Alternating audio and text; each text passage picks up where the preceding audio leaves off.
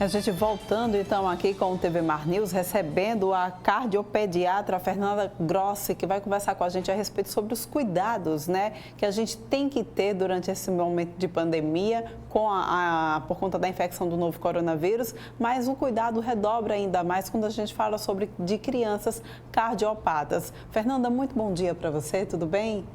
Bom dia a todos. Então, Fernanda, é necessário, de fato, um cuidado maior com crianças cardiopatas durante esse período de pandemia?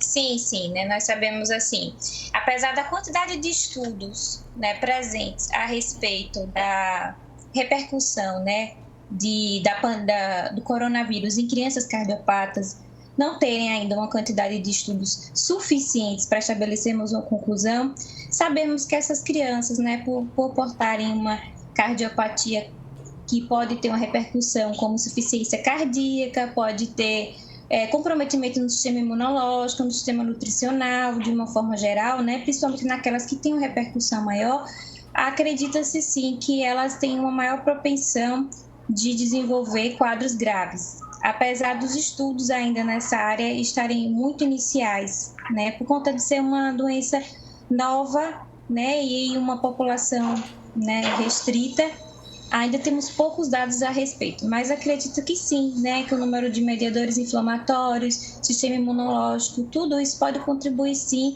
para que as crianças cardiopatas, principalmente aquelas que têm repercussão, né, que têm insuficiência cardíaca, hipertensão pulmonar, possam sim ter uma consequência de doença possivelmente mais grave. E o cuidado deve ser cobrado. Fernanda, a gente tem visto também, né, casos que têm aparecido de crianças que acabam desenvolvendo uma síndrome inflamatória exatamente por conta do novo coronavírus. Isso seria um agravante a mais para crianças com cardiopatia congênita? Sim, né? Por conta que a cardiopatia congênita, né, em si, ela, né, como foi dito aqui, ela tem leva em si a repercussão, né, no sistema imunológico dessa criança, né? Aquela criança que também tem insuficiência cardíaca, ela por si só tem uma liberação maior de liberadores inflamatórios, né?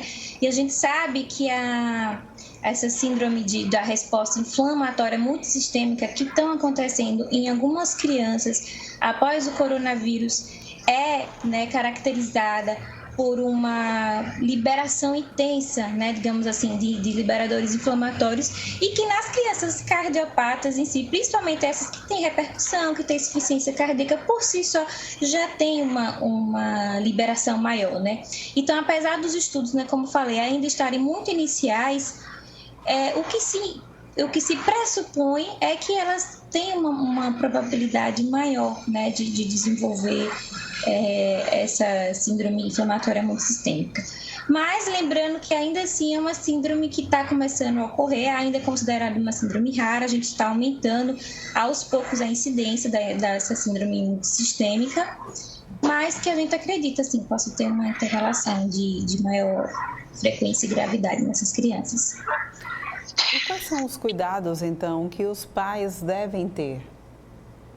Então, assim, muito importante, né, os cuidados nas crianças que têm realmente cardiopatias congênitas, principalmente essas que têm repercussão, né, que têm insuficiência cardíaca, né, que têm hipertensão pulmonar, que são aquelas crianças que cansam mais, que internam mais por problemas respiratórios, aquela criança normalmente que não ganha peso, criança que está sempre doentinha, desnutrida, né? Essas que têm uma repercussão maior da cardiopatia, esse cuidado deve ser redobrado, né? Quando aquela criança estiver bem, né, bem em casa, evitar, né, realmente o isolamento social, ser realmente mais rígido nessas crianças, né?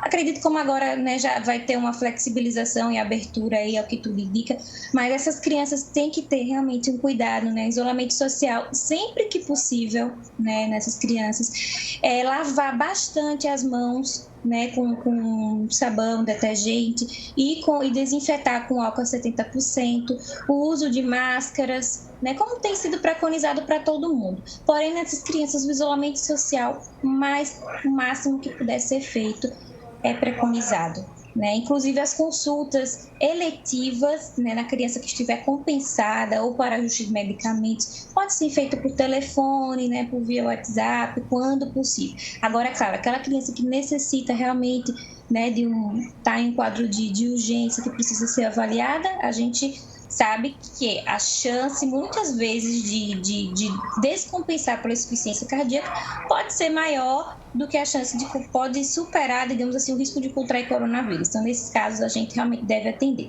Mas aquela criança que está compensada sem sintomas, ficar o máximo possível em casa e tendo todos os cuidados de isolamento social e as medidas de higiene necessárias.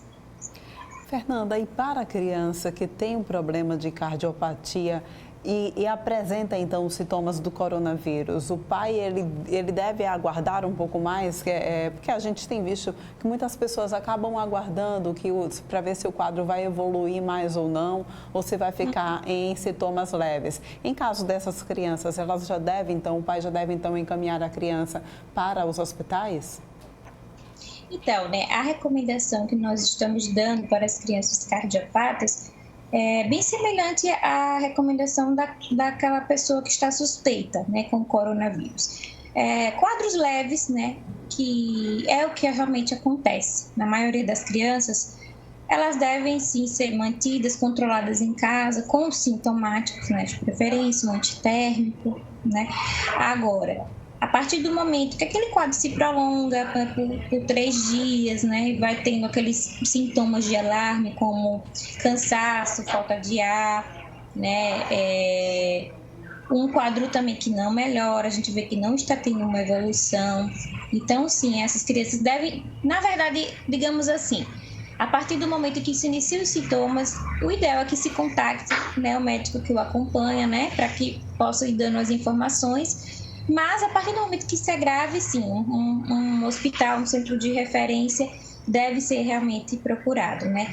E enquanto estiverem com esses sintomas leves, né, tratar basicamente por sintomáticos, hidratação e o isolamento social ainda mais rigoroso.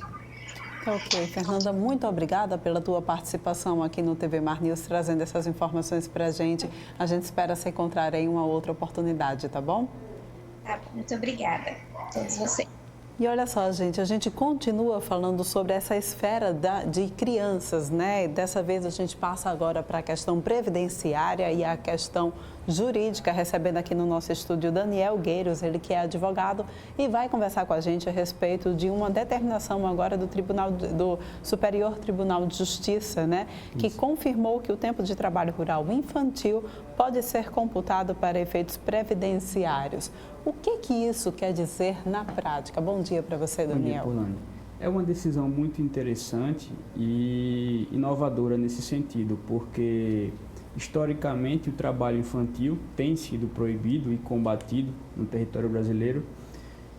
A Constituição ela autoriza o trabalho do menor de 16 anos, a partir dos 14 anos na condição de aprendiz e a partir de 16 um trabalho que seja protegido, não seja perigoso, noturno e insalubre.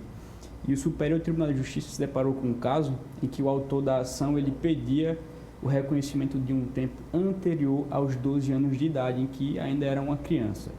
Era um trabalho rural e o INSS, que era a parte adversa do processo, não reconhecia esse tempo justamente porque a lei não autoriza o trabalho infantil nessa idade.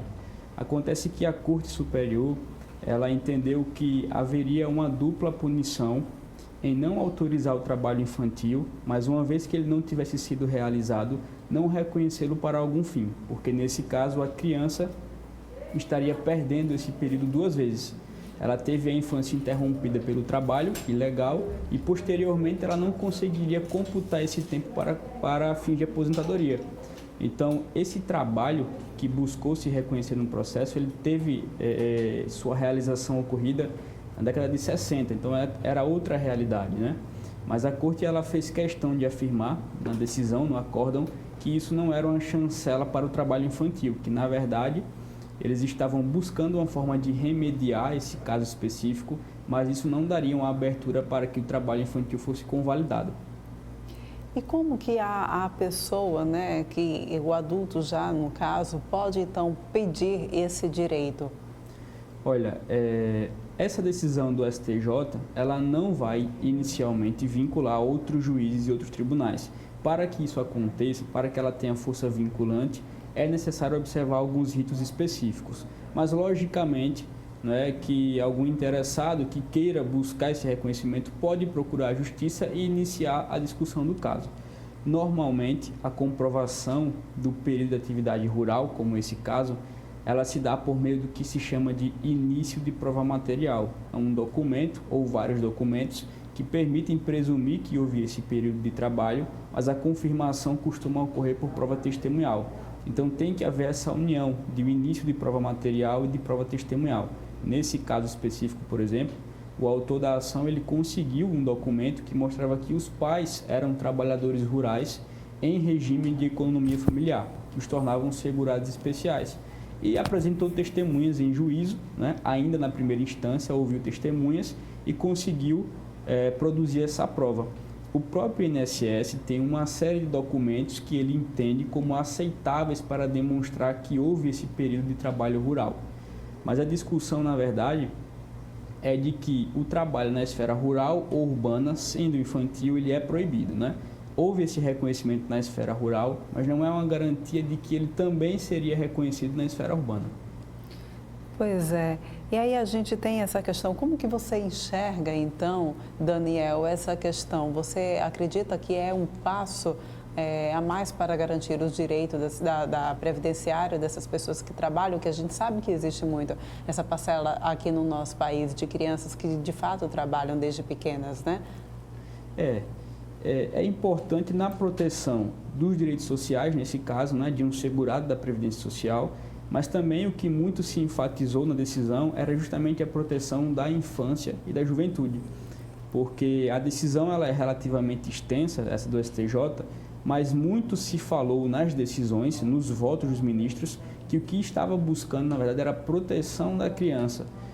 Então, é importante esse passo no sentido de conseguir confirmar a proteção nacional e internacional da criança, sem necessariamente passar a legalizar o trabalho infantil, porque houve esse reconhecimento de que esse cômputo do tempo do trabalho dessa criança, na época criança, não vai significar que os responsáveis pelo trabalho infantil deverão deixar de ser punidos.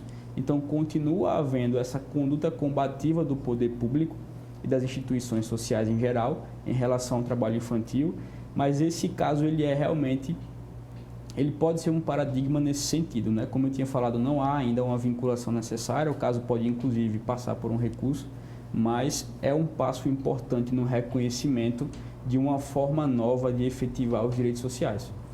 Para a gente deixar claro aqui, o que é considerado trabalho infantil? O trabalho infantil é aquele realizado antes dos 14 anos de idade ou entre os 14 e 16 anos, sem ser na condição de aprendiz. O adolescente entre os 14 e 16 anos não pode trabalhar, certo? Se não for na condição específica regulamentada na condição de aprendiz. Mas tem um detalhe interessante. Como ao longo da história da nossa República Federativa tivemos várias constituições, houve alteração da idade mínima para o trabalho do adolescente. E já houve, inclusive, um período em que a idade mínima era a partir dos 12 anos. O que é que acontece? O próprio STJ e a Turma Nacional de Uniformização, que uniformiza a jurisprudência dos juizados que julgam essas ações contra o INSS, já tinham a jurisprudência consolidada, um entendimento consolidado de que o trabalho entre 12 e 14 anos, realizado até 1991, ele era aceito como tempo de contribuição para fins previdenciários se ele fosse devidamente comprovado. Especificamente até 91, porque houve aí, a partir daí, a edição da atual lei que regulamenta, que disciplina os benefícios do INSS. Então, a questão era justamente o trabalho anterior aos 12 anos de idade, mas atualmente o que a Constituição determina é que não pode haver o trabalho do menor de 14 anos em hipótese alguma. Muito bem, eu agradeço muito a tua participação aqui, Daniel, no nosso TV Mar News, elucidando essas questões a respeito dessa, de certa forma, é uma vitória, para essas pessoas que possam, então, que pelo menos que elas possam ter reparado, de certa forma, essa perda da infância através da questão previdenciária. Exato, eu que agradeço. Muito obrigado. A gente vai agora para um rápido intervalo, mas a gente volta daqui a pouquinho trazendo mais informações para vocês.